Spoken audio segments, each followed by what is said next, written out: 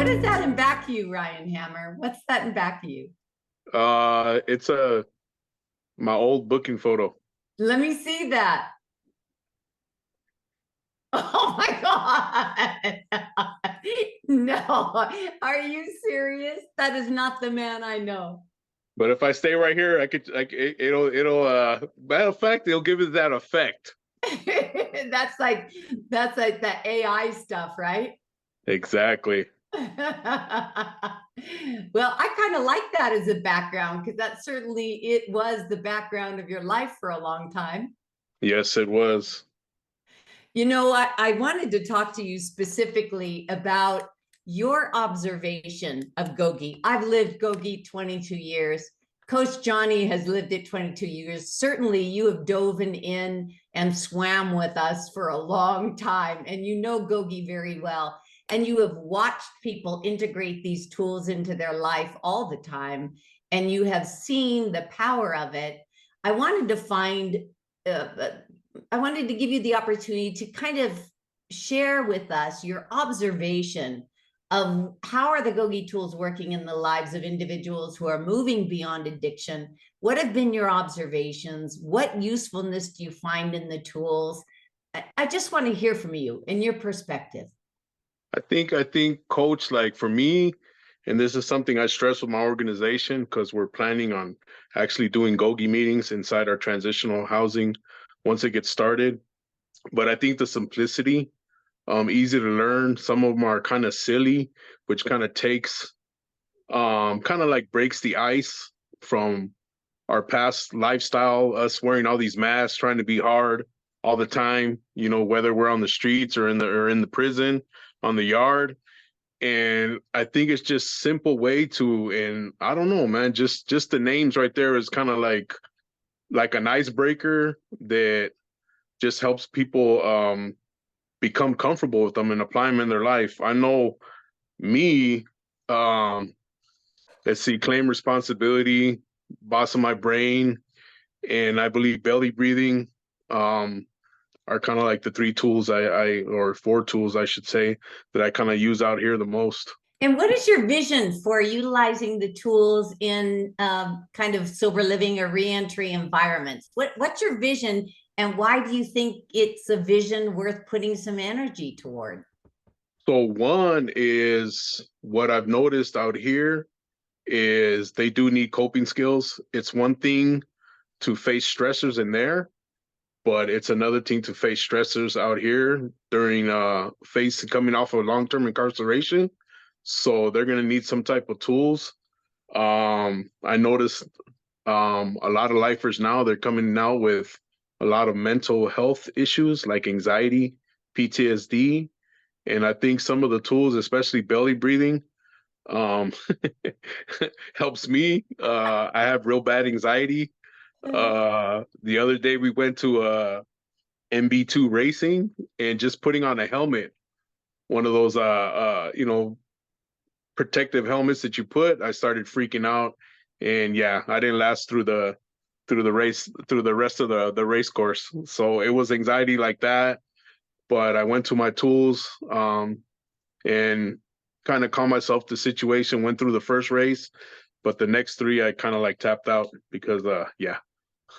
But I think it was the belly breathing and just yeah, telling myself that it's not that serious. I'm gonna be all right.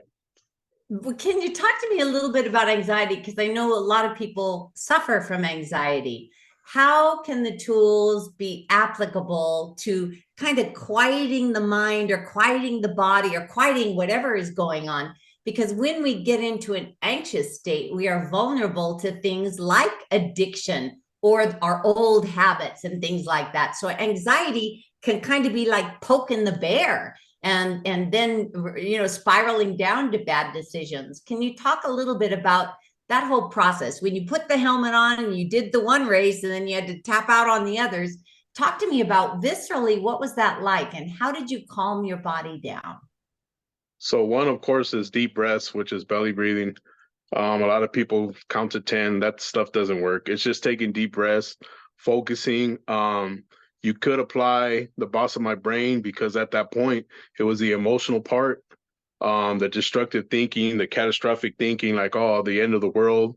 And I have to control that through the tools, because if not, it turns into a panic attack. And that's when I start freaking out, and maybe the ambulance is called, or I don't know, or somebody gets accidentally uh, tackled or something. I really just go into a whole crazy yeah, panic attacks. It's that that fight or flight thing, but it's mostly the, you can't control it. It's yeah. So I think recognizing what part of the brain is taking control at that time, which was my emotional part, uh, starting to short breaths, uh, looking around, panicking, like if I had no way out. I calmed myself down, taking breaths, took off the helmet, and yeah, told myself pretty much everything was going to be all right. So that was the smart part. Going back to my tools, I remember one of them, I think I got this one from Johnny, but it's a tool that says it's like a coping tool that we say that this feeling is not final, like it's going to pass in that sense. And that's kind of like the thing that I go through when I do have anxiety, is this feeling's going to pass. Whatever's triggering it, this feeling's going to pass. The guy in back of you on that image, did he Yes. have coping tools? So he had coping. We all had coping tools, but they're destructive coping tools. We coach through addiction, and there's many addictions, not just substance abuse. The gang life, the criminal life, me selling drugs, me doing robberies, that was all an addiction too. So, yeah, he had ways of coping, but look where they got it. Yeah. Coach Johnny, how long have you known Ryan, and did you know him in that state of that picture in the background? Actually, we went to high school together. No, I'm Oh, joking. seriously? No, we didn't go to high school together, but we grew up together. We knew each other for a long time. We met in prison, and I met the guy behind him who tried to kill him. Um, I was familiar with him, and then I got to witness his transformation. And the interesting part is, I paroled in 2018, and I got out and just continued to grind and work. And I get a letter in the mailroom, and it's from Mr. Hammer, and he's like, "Man, I'm ready to change. I need some support." And we started sending him Gogi material, and he started really like um, really devouring it. And I've been to lunch with him, so I understand what that means. So he really like got involved, got really let some stuff out, and really participated and contributed to what he was putting in the material. So it's great to be able to see him really transform his life, and then get out and then come volunteer in the mailroom, get a But job. he didn't have a lot of time on the inside when he was doing Gogi. He was kind of just grabbing it right before he got out. It wasn't like he had 10 years of Gogi. Most of his Gogi has been done on the outside. Yeah, we did a Right? few courses inside, but it was towards the end of his sentence. And I think something we share is like, whatever gets you in the chair, whatever gets you in the seat. And we're all on our own journey, and we arrive at different times. And I think if we would have introduced Gogi to the guy behind him, he wouldn't have been too receptive. So, being able to and also too, like he had the opportunity to see some of us participate in Gogi, and see how it really transformed our lives, and how it contributed to us being free while we're in prison. So I think you got to see that, and I think that's the experience for some is, I have to see it before I could believe it. I don't know if that's true for Ryan or not, but some, like, I have to see it before I can even believe it.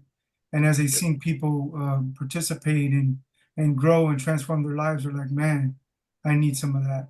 Ryan, if you were sitting in a cell with the guy behind you, and you were just sitting in a cell with him, and you really wanted to provide some help, some inspiration, what would you have said to that guy? I think I would probably focus on just looking at how twisted our belief system was. The old ideology of the gang willing to die for something that doesn't really matter anything out here. Well, at that time, it meant the world to us, but just focusing on that ideology of how that lifestyle is an addiction and just trying to show them that there's another way of change. It's funny because like with GOGI, it was something that was introduced to me based upon another guy speaking, another former lifer. He's out now, speaking to his attorney finding out that there was GOGI being offered at the facility. And so he told me like, oh, it's board recognized. And so that kind of like piqued my interest. Like, oh, it's board recognized. So it was kind of like I was doing it just for the board. But then eventually you see the power in it because it's kind of like AA. You see people who've done AA 10 years, 15 years, 20 years sober, and they give credit to AA and AA. Well, you see that since the founding of GOGI, you've seen people still continuing on. Johnny's a testament of that. 2018, he still was doing the mailroom and eventually, manipulated me into doing it. No.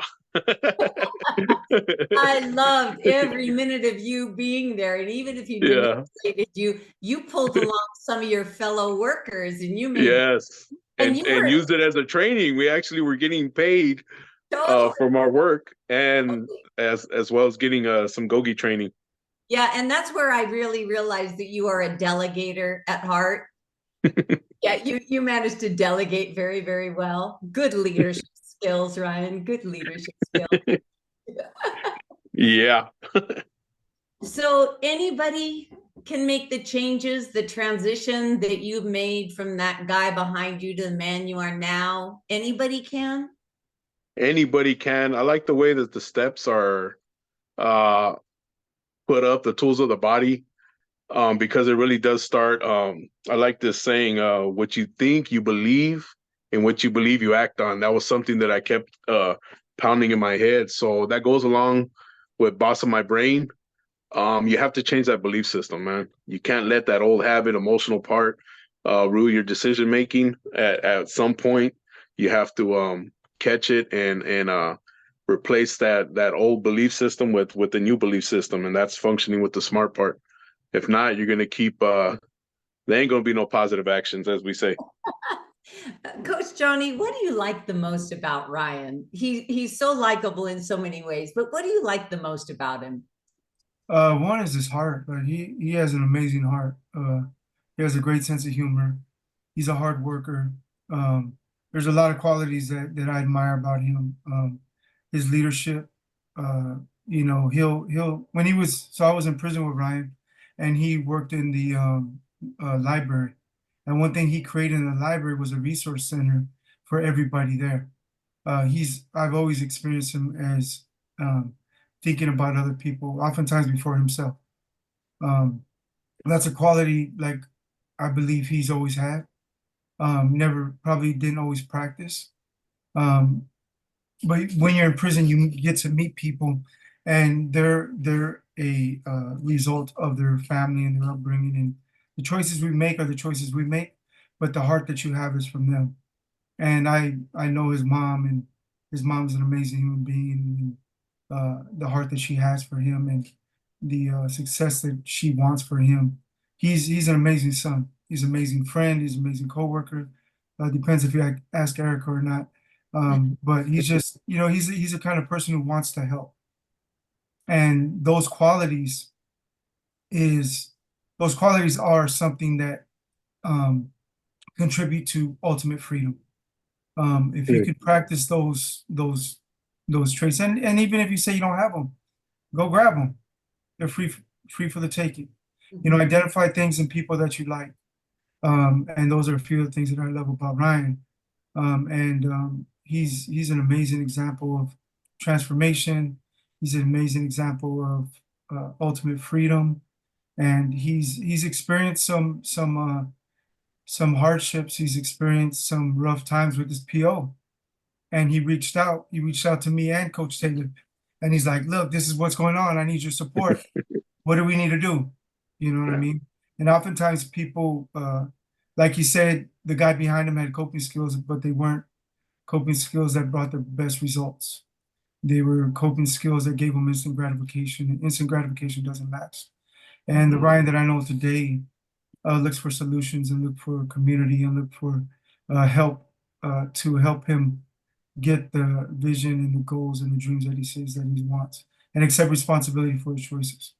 You know, I see those very same things in him. I don't have as much exposure as you did or do with Ryan, but I know those things about him. Ryan, how does it feel to know that that is how you are defined today? It's a wonderful thing, and I'm reminded of CGA. I think it's the fourth step where they tell us to list good things, like the good things you've done, the bad things. And I remember the list of bad things. I mean, you go on one, I could fill pages up. But when it came to good things, we weren't used to writing that stuff down.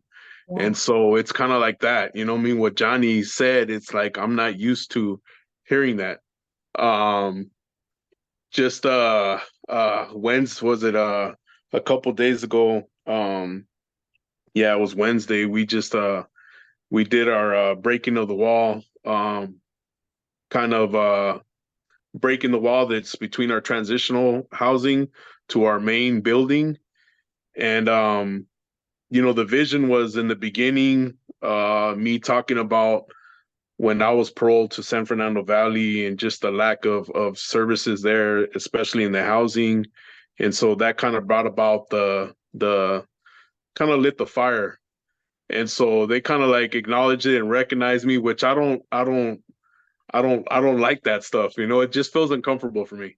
You know, what I do as a part of amends, because I've hurt a lot of people. I've ruined a lot of lives. And so that's just part of my reparation back to my community. That's why I believe I'm a reentry specialist. That's why I think I do what I do. Of course, my faith plays a big factor in that. But yeah, I don't know. I do what I do because it's actually genuine from the heart, you know. And yeah, hearing it, it's cool. I'm like, well, man, this guy looking at somebody else or something. But I guess at some point I just got to start accepting it, that I am that person. Yeah, you very much are. And I am so pleased that you've integrated the tools into the very aspects of your daily living. It makes me very pleased and satisfied that the work that we do at GOGI is having positive impacts. And I'm just so grateful and so proud of you. Thank you, Coach. What final words do you have to say, Coach Johnny, for somebody who's listening, who's saying, man, I look more like the guy in the back picture than the one on the camera? What would you say to that guy? Up until now. Up until now. Great. Yeah, you know, you get to create the picture in front of you. You know, a lot of times we can't do anything about the picture behind us, but you can do something about the picture in front of you. And the choices you make today and the lives that you lead. And I was often asked, like, what is the legacy you want to leave? And I think about that every morning when I wake up. Like, how am I contributing to making this world a better place? Am I staying grateful? You know, don't judge, but at night when I go to bed, I still wear shower shoes, and we call them Crocs nowadays. And when I go to bed, I put them under the bed. And I'm not there yet. when I wake up in the morning, I have to get on my knees to get them. And while I'm there, I thank God for another day. And I ask him, like, how can I help somebody else today? Like, what is it that I can do? And he'll always give me an opportunity. And those opportunities are what keep me free. So if you're sitting there and you're living the life that you're living and you're even considering something different, you know, the invitation is pick up a book. We should have the address of GOGI. Write us and tell us, hey, I just seen that video, man, and you know, I'm looking for something new. And we'll send you a My Life Story, and we'll look for Yeah. donors to help support you in this transformation and this change. And it's just about identifying tools to help you make better decisions and get you to a place in your life where you can be not only happy but satisfied, and you can walk around like knowing that you're serving your purpose. And you know, they say the two most important days in your life is the day you were born and the day you identify your purpose. And we're here to support you in that. I love it. What final word do you have to say to that person that's sitting on that 2-inch mattress wanting to know what direction or what is the next step? Man, I would say, Coach, I mean, and it sounds like a cliche, but you know, we always say like, you tried it all. Why don't you try GOGI and give it a shot? I mean, it's addicting in that sense. And what I love about it, and what I pitch to my organization, that they need some of our participants. Of course, we serve those impacted by the justice system. So some of them need it for probation, parole, some of it needed for court. And so I pitched the fact that, man, you get a certificate and a book report, you know, showing your progress, all the stuff that you've done. And me, when I got my GED and I got that certificate after dropping out at 8th grade, I was kind of like, man, that certificate, that piece of paper means a lot, man. So it's rewarding that GOGI goes as far as, giving us, making us a certificate, and also providing us a book report, because that goes a long way. As long as even with support letters. So I would say, yeah, it's a family, man. Just give it a try, man. Give GOGI a try. It works. It's addicting. I remember when I would be like just in the handball court. I used to, like, this fat boy could play handball, you know, and people would get mad and start cheating on me and this and that because they didn't want to lose to this fat boy right here, right? And so I would be getting out of character sometimes, and then people would just like say something like, you know, boss of my brain or belly breathing, you know, just to kind of like get me out of that mind state of anger and possibly turning into some type of verbal aggression. But yeah, so it was kind of like just moments like that it would just snap you out of it when you are trying to when somebody's trying to get you out of character or something, you know.